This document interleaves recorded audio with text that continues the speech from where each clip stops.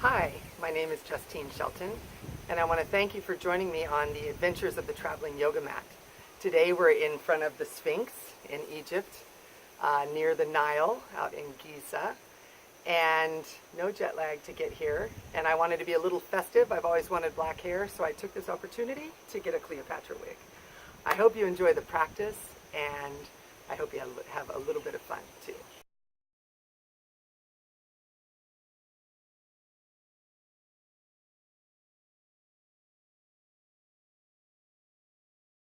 Today we're going to start on all fours.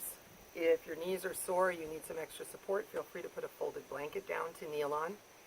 And also, if it hurts to bring your hips all the way back to your knees, you don't have to. So listen to your body and take care of your beautiful self. So coming to all fours, we want to warm up the spine first. Not only for us, but the Sphinx has been still in a little bit of a back bend for a long time. So we're going to warm up the spine first with a pose called Chakravakasana. Coming to all fours, it's like a flowy cat-cow, knees hip width apart, hands shoulder width apart. Start by flattening your back, engaging your core. Spread your fingers wide so the whole hand is the platform, not just the wrist. Take an inhale here. As you exhale, engage the abs. Slowly start to drop the chin as you round the low back.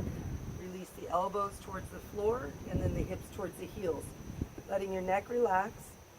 Then as you inhale, draw back on the palms, squeezing the shoulder blades together and leading more with your chest.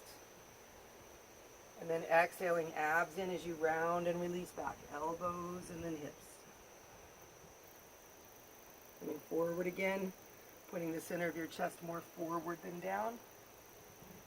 Exhaling, abs in as you round and release back. Good. Continuing to move at your own pace. The more you engage the core on the exhale, the more you can individually articulate the movement of each vertebra. We're imbibing the spinal discs with fluid and increasing circulation to the musculature around the spine.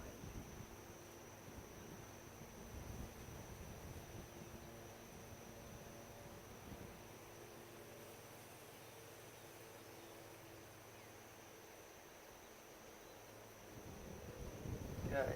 Finishing on all fours. Come to lie on your tummy. We're going to do Sphinx pose. Yay! So, this is a back bend.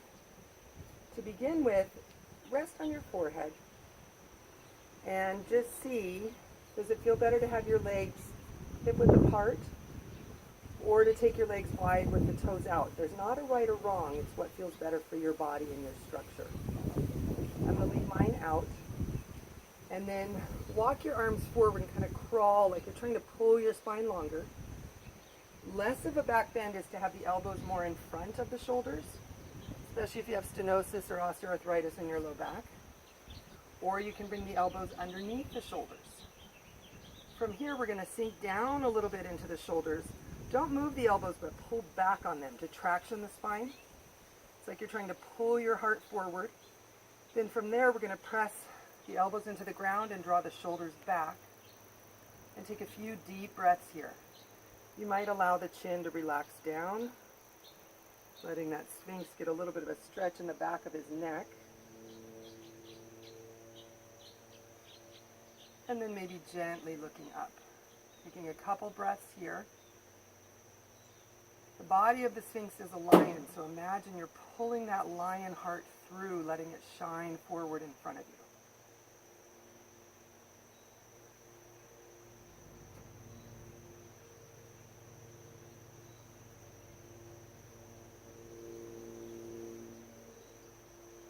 Now before we move, we're going to take this into a lateral bend, which is a lovely way to stretch the psoas without putting strain on the sacroiliac joints. But we want to come out of the back bend a little. First, we're going to walk our elbows over to the right, keeping the face of the hips pressed into the floor. Then from there, come back up, pressing the elbows into the ground, drawing the shoulders back. I feel a nice stretch on my left side. What I'm going to do is keep my left elbow in place, but start to traction back on it. And then press back through my left toes. And then start to deepen the breath. Deepening the breath is the nice touch here, because the origin of the psoas is on the central tendon of the diaphragm. So each breath, you're hitting at that origin of that psoas muscle too.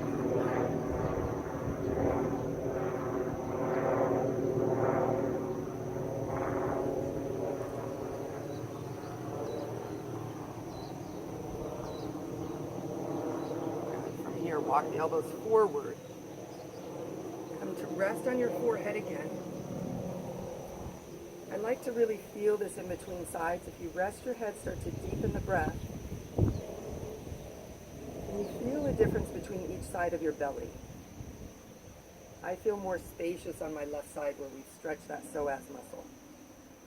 It's behind the internal organs attached to the spine. And you want to keep it limber for a lot of reasons. One being low back pain, but also our organs ride on that. Now we're going to take that to the other side. So you're walking the elbows over to the left,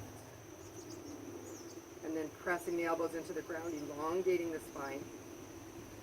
I'm reaching back through my right toes. My right arm is not going to move, but I'm going to traction back with it, and then start to deepen the breath.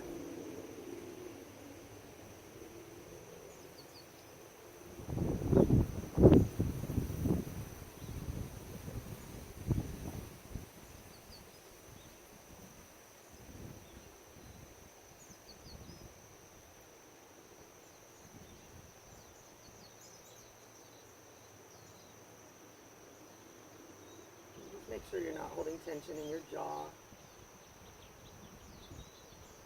After your next exhale, slowly walk back to center.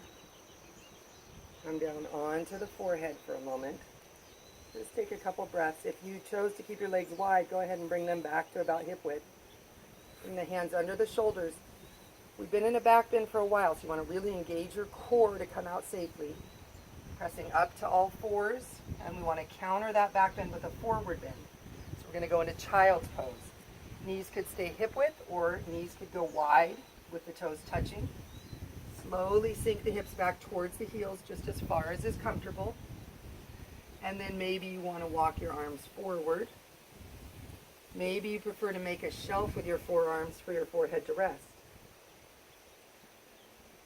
Take a couple deep breaths here. Notice if you feel any tension in your legs or your low back. Maybe even in your shoulders. For a moment, I'd like you to just put your attention on your low back, and as you inhale, imagine drawing the breath all the way down into the low back, creating a little extra space.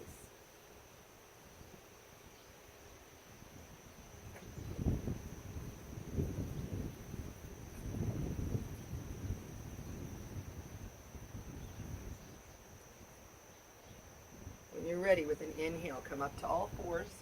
Bring the knees back to hip width apart. Come to stand on your knees.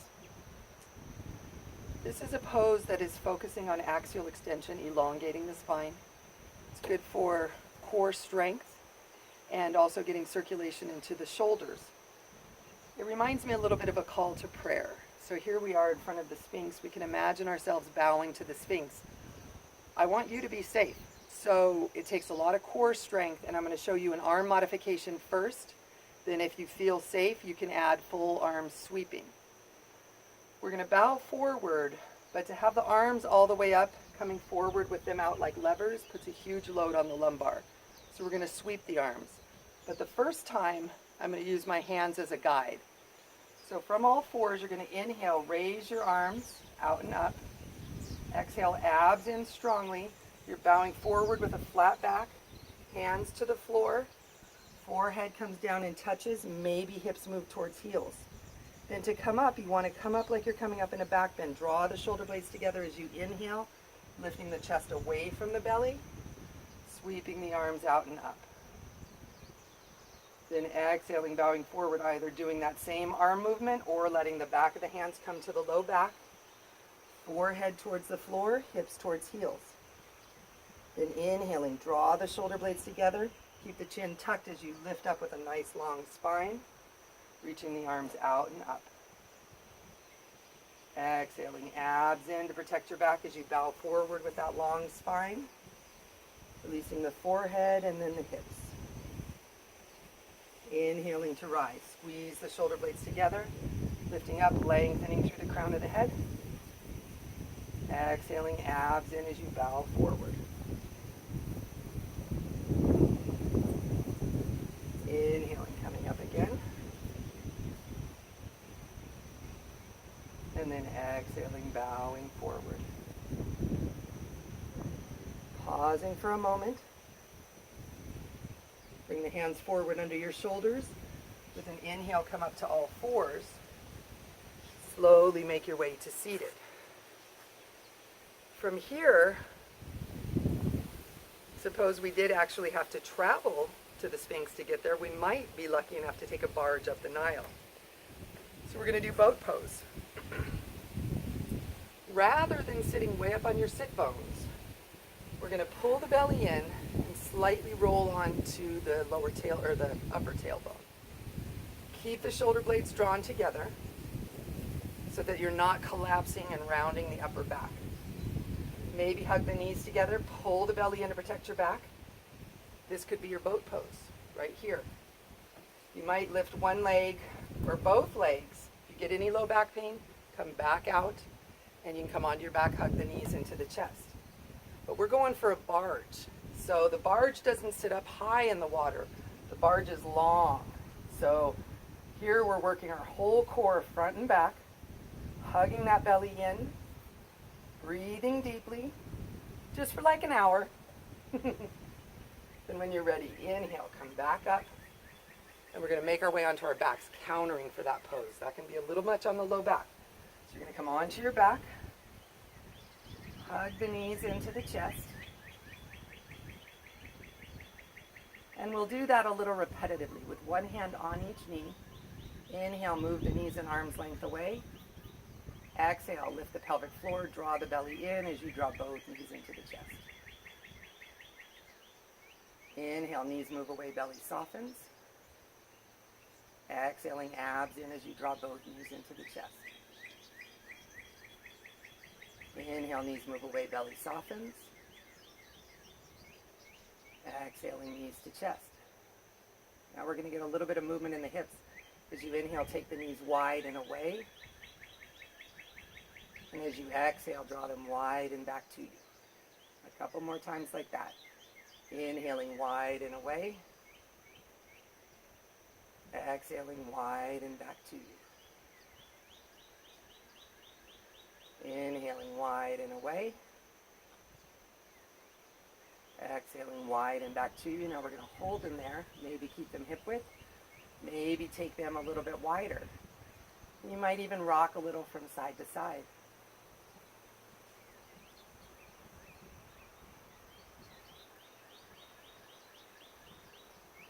Now I can only imagine that Sphinx has tight hips. That much sitting still for such long periods of time. So we're going to get into the hips a little bit. Keep the abs engaged. You're going to slowly lift the right ankle up, place it on the left thigh. Keep that right ankle flexed to protect the knee. This might be enough of a stretch for you. Or take an inhale. As you exhale, engage the abs. You're going to lift that left leg up. Reach between the legs with the right hand. Hold behind the thigh, especially if you have knee issues. Or you could interlace around in front of the calf. Whatever feels better for you. And then we're going to look for some of that tension. So you can press the tailbone down. Move the left knee a few inches to the left. Whoa, do you feel that? Breathe into that gentle stretch.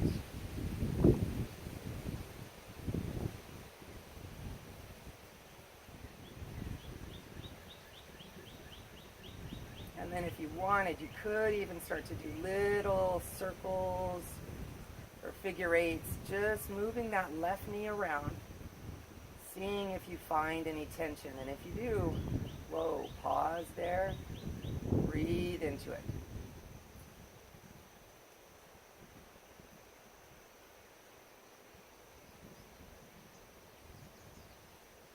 And you have an option to stay here, or we're going to take this into sideline pigeon to get the stretch from a different angle. So what you would do is keep your knees up by you, You're going to roll onto the outer edge of that left thigh and the sole of the right foot. You can keep your hand on the bottom of the foot, or you can hold on to the top of the ankle. Then reach your right arm diagonally away with the palm up, as long as that doesn't hurt your shoulder. If that does create shoulder pain, have your arm palm down less than 90 degrees from your body. And then see what feels better for your neck. It might feel better to look towards that right hand. For me, I often like to look away from that right hand so I get a little bit of an opening across the right side of my chest and neck. If you're not getting quite a good enough stretch, you could bring that left thigh closer to you.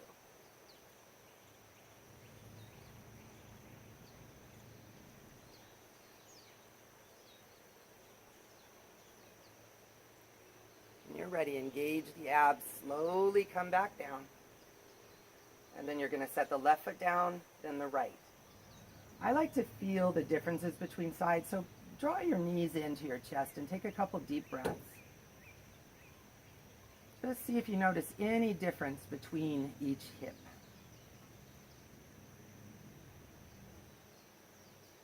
And then we'll take that to the other side. So when you're ready, set the right foot on the ground, left ankle in flexion, dorsiflexion. You're going to place that on the right thigh.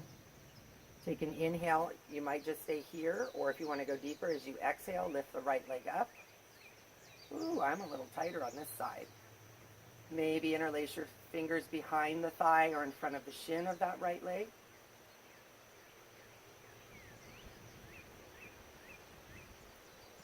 And then remember to look for the tight spots. We could press the tailbone down. Oh, maybe move that right knee a few inches to the right. Keep breathing. If you notice your breath get really shallow or your jaw clench, you're in too deep and you want to back out a little. And if you want to do that exploring, you can start to do the little circles or figure eights with the right knee. Just in the spirit of exploring and looking for any tension in that left hip. I didn't have to look very far.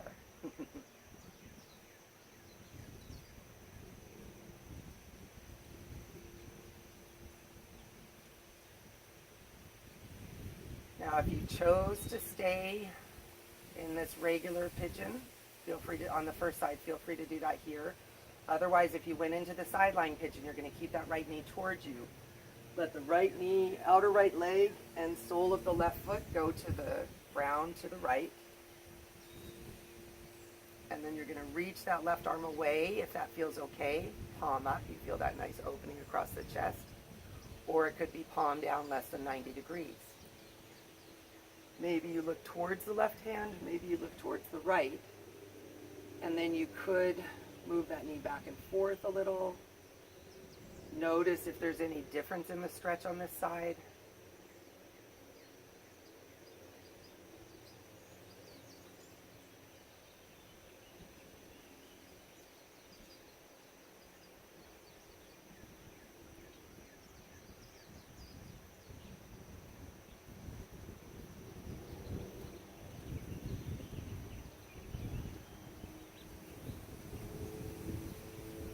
When you're ready, lower that left arm, engage your abs, and with an inhale, bring that leg back up, set the right foot down and then the left.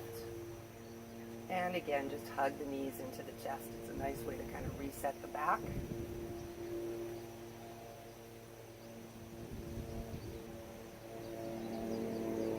And then set one foot down, then the other. Roll the shoulders under. And we're just going to do one more back bend with a little bit of a heart opener. Draw the shoulder blades under. Feet are hip width apart and comfortably close to your bottom. As you inhale, you're going to start to press into the feet, peel the tailbone up, peel the low back up, maybe peel up to the shoulder blades. You might reach underneath you, roll the shoulders under a little bit more, and then start to press into the feet. And then you're not going to move the feet, but imagine you're sliding the heels away from you. Notice how that helps lift the pelvis a little bit higher. Take a couple deep breaths. Feel that opening in the front of your chest.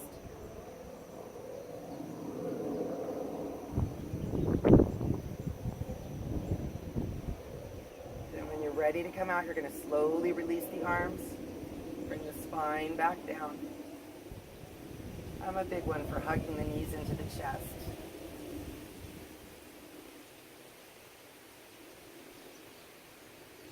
You set one foot down, then the other. You're going to rest.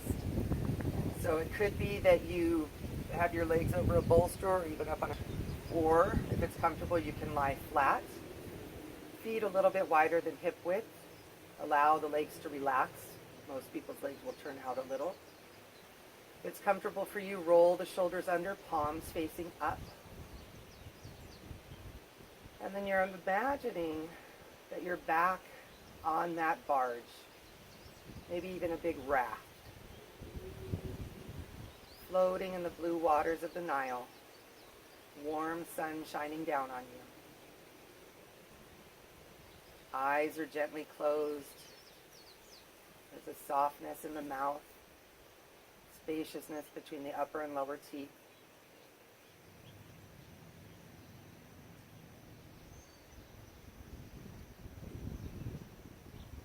Notice what your body is touching. Take an inhale, and as you exhale, allow yourself to sink down into that support.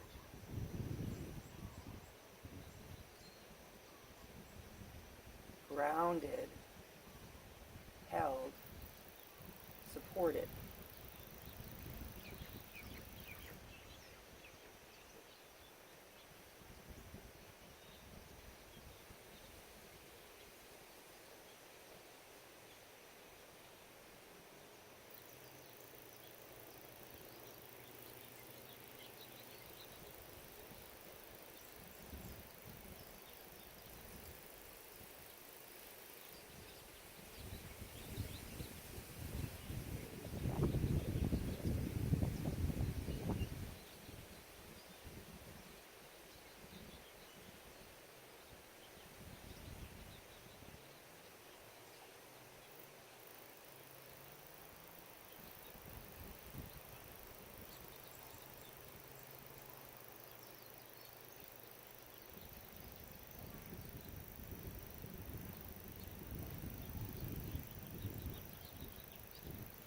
Start to put your attention back into the sensations of your body.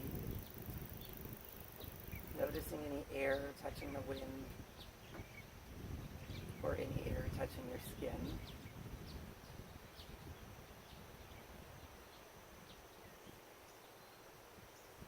Start to slowly move the fingers and toes. Almost like it's the first time you've ever done it, or the first time after being still like the Sphinx for eons.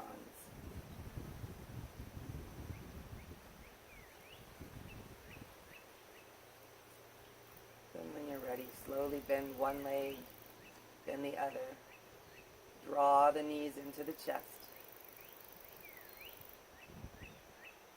And make your way up to seated by either rolling to one side, or you can rock forward. And then sitting comfortably for a moment, maybe closing your eyes.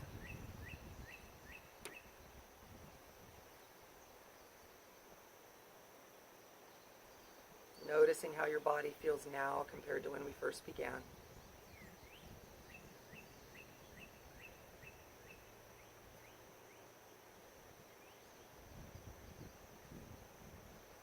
Allow an inhale to bring your hands palm to palm at your heart. And gently bow to yourself. Honoring your beautiful body. Honoring the effort of your practice. And honoring the light inside each one of us. Thank you for joining me for a practice today.